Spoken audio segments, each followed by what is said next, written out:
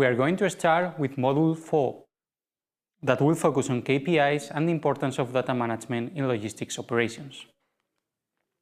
This module is divided in 4 units and we will start with Big Data. To begin with, we will introduce business intelligence and the digital revolution. The first thing is to know what business intelligence is. We define BI as an interactive process in which we are going to explore and analyze information from different sources, aiming to find patterns or see trends in order to make decisions. In the presentation, you will be able to see different Gartner hypercycle examples through the years. These show the different technologies that have been appearing in recent years and that serve as a frame of reference to see all those new sources of information that we find at the current companies. Throughout the course, we are going to introduce different cases that you can use with your students, so it's easier for them to see the scope of big data.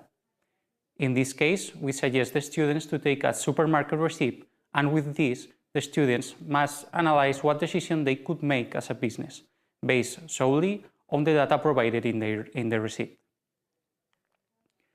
We also need to introduce the concept of big data. This concept appears in environments like large corporations such as Amazon that operate around the world through the internet with countless suppliers and have to analyze many sources of data.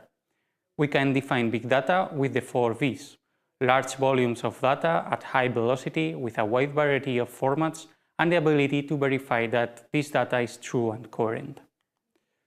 As you can see, in these slides, we can find more detailed explanation and context of both big data and certain technologies that are used in big data, as well as what profiles are necessary today in the labor market to provide coverage for this type of processes.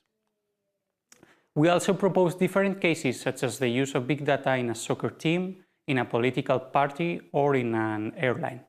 For example, in a soccer team, I can use the data when developing a strategy, in the physical preparation, in the analysis of rivals, in the signing of new players, in the financial aspect, or in the marketing strategy. In the end, these are processes that we can all imagine, but that we have probably never considered from a data management perspective. And as additional information, what we provide you here is a series of documents from the year 2014.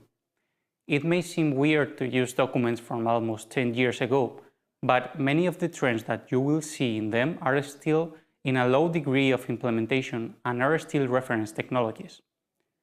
We are now finding many companies that are beginning to use tools such as Power BI for data analysis, but this tool exists for many years.